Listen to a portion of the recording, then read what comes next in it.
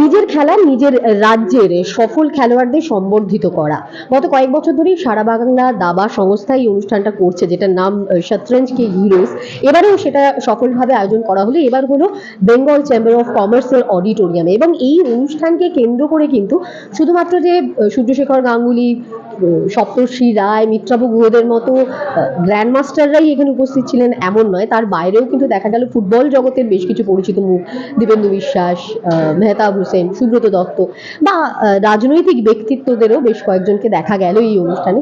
সব মিলিয়ে একটা জমজমাট অনুষ্ঠান, এবং অবশ্যই সর্বার্থ মানি থেকে শুরু করে সূর্যশেখর গাঙ্গুলি, দাবার বিভিন্ন সময়ের তারকা এবং মূর্তি তারকারা যেমন এখানে সম্বর্ধিত হলেন, তেমনই কিন্তু এদিন লাইফ টাইম অ্যাচিভমেন্ট অ্যাওয়ার্ড পেলেন উদয়নকান্তি ঘোষ, যার দাবায় বিভিন্নভাবে বহু কন্ট্রিবিউশন রয়েছে গত প্রায় ৩-৪ দশক ধরে।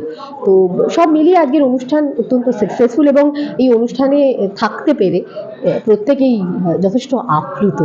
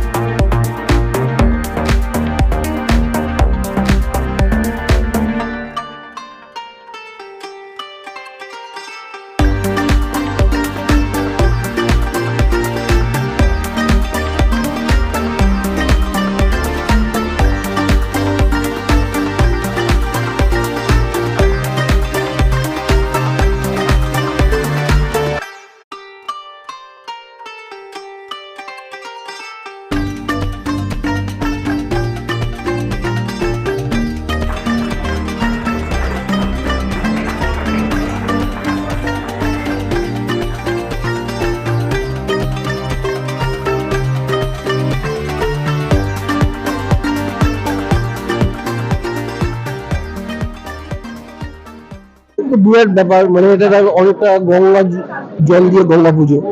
যাই হোক, কিন্তু যে সংস্থা প্রায় 50 বছর আমি দাবা করেছি বিভিন্ন আঙ্গিকে, লেখক, কোচ, সংগঠক, সমস্ত মিলে, কিন্তু শেষ জীবনে এসে নিজের সংগঠন থেকে পাওয়ার আলাদা আনন্দ হচ্ছে। তবে আগামী দিনে অনেক এগোতে হবে। আমি যে কথাটা বললাম যে একটা ভাগ আছে কিন্তু এখনো, কিন্তু এসবিডিএস এবং দিব্যেন্দু দাবাটাকে ভালো বিক্রি করেছে। আমি বলবো যে যাতে অনেক কর্পোরেট এরকম জায়গায় হচ্ছে, ভালো ভালো জায়গায় মার্কেটিং হচ্ছে, কর্পোরেট সংস্থাগুলো এগিয়ে আসছে।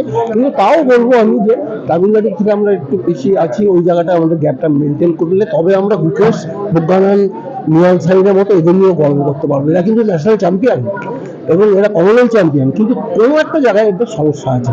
এটা তো 2024-তে কাউন্ট করছে, তো 24-এ কমনওয়েলথ গোল্ড আছে, 25-এ কমনওয়েলথ র্যাপিড গোল্ড আছে, ব্লিটজ সিলভার আছে, আর 25-এর আবার ব্লিটজ গোল্ডও আছে, আর ন্যাশনাল ব্লিটজ চ্যাম্পিয়ন।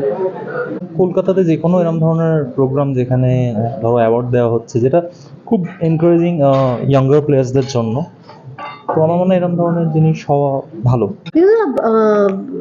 কতটা সাকসেসফুল মনে হচ্ছে এবারের অনুষ্ঠান, এবং প্রতিবার এই কনসেপ্টটা নিয়ে কি বলবে? হ্যাঁ, কনসেপ্টটা আমরা চালু করেছি 2 বছর আগে, এটা 3rd এডিশন।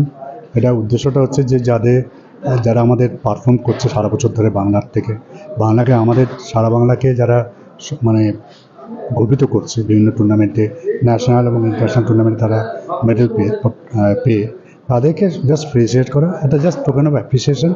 এবং এটা করার উদ্দেশ্য হচ্ছে যে তাদেরকে দেখে যাতে ইয়াং জেনারেশন, আপকামিং জেনারেশন, তারা এতে আরও বেশি ইন্সপায়ার্ড হয়, আরও বেশি মোটিভেটেড হয়, এবং তারাও তাদের মধ্যে যেন একটা খিদেটা তৈরি হয় যে আমরা পারতে পারি, আমরা ভালো খেললে আমাদের আমাদের সারা বাংলার মানে স্টেট বডির থেকে তাদেরকে সংগঠিত করবে। এটাই মাথায় রেখে করা। আর এবারটা ডেফিনেটলি আমি খুব স্যাটিসফাইড। এটা 2025 হওয়ার কথা ছিল থার্ড এডিশন, কোনো কারণে আমরা করে উঠতে পারিনি, তাই জন্য নাম্বার অফ অ্যাওয়ার্ডিজটাও বেড়ে গেছে। আমরা এই মুহূর্ত অবধি যারা যারা পারফর্ম করেছে টিল ডিসেম্বর 2025 তাদেরকে আমরা সংগঠিত করি, তাই জন্য লিস্টটা 23 জন হয়ে গেছে ইনফ্যাক্ট। তার মধ্যে 3 জন গ্র্যান্ড মাস্টার, 1 জন ওমেন মহিলা গ্র্যান্ড মাস্টার, 3 জন ইন্টারন্যাশনাল মাস্টার, এবং বাকি তো সর্বাত্ম এবং আরও যারা ইয়াং জেনারেশন তো আছেই। আর যেটা আমরা প্রতি বছর দিচ্ছি সেটা হচ্ছে যে লাইফ টাইম অ্যাচিভমেন্ট। এবার আমরা উদয়নদাকে দিয়েছি, ওনার যা contribution towards chess for the last 30-40 years, তো সেটা মাথায় রেখে আমরা ওনাকে লাইফ টাইম অ্যাচিভমেন্ট দিয়েছি। এটা খুব সাকসেসফুল একটা ইভেন্ট হয়েছে, এবং আমাদের এই Bengal chamber of commerce and industry ওনারা এগিয়ে এসেছেন, সাপোর্ট করেছেন। সুবোধদা আছেন, শুভ দত্ত, উনি হেল্প করেছেন, সবাই মিলে এগিয়ে এসেছেন, স্পন্সর, তাই আমরা ভালো হয়েছে। ক্যামেরায় রমেশের সঙ্গে মহতান, অলস্পোর্ট টিভি।